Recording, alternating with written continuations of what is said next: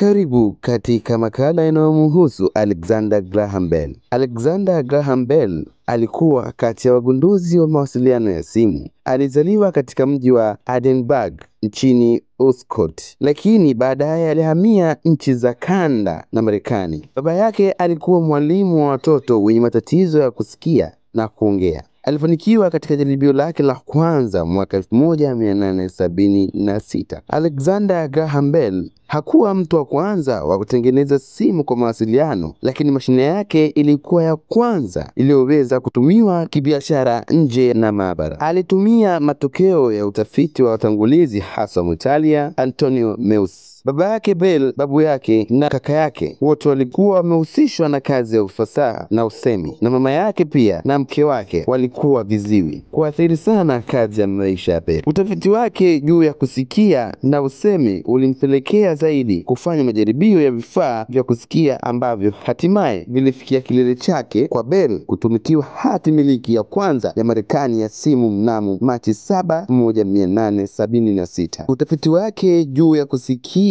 na usemi uliompelekea zaidi kufanya majaribio ya vifaa vya kusikia ambavyo hatimaye vilifikia kilele chake cha Bell kutunukiwa hati miliki ya kwanza ya Marekani ya simu mnamo Machi 7, 1876. Bell alichukulia uvumbuzi wake kama kuingilia kazi yake halisi kama mwanasayansi na alikataa kuwa na simu katika utafiti wake. Zaidi ya kazi yake ya uhandisi, Bell alipendezwa sana na sayansi inayoibuka ya urithi. Kazi yake katika eneo hili imeitwa utafiti mzuri zaidi na muhimu zaidi wa urithi wa binadamu waliopendezwa katika Amerika ya karne ya 19. Mchango mashuhuri zaidi wa Bell kwa sayansi ya kimsingi tofauti na uvumbuzi. Makala hii imesomwa na kuandikwa na mimi ndugu yako Isaac Suguru. Usisahau kushare, kucomment na subscribe channel yetu.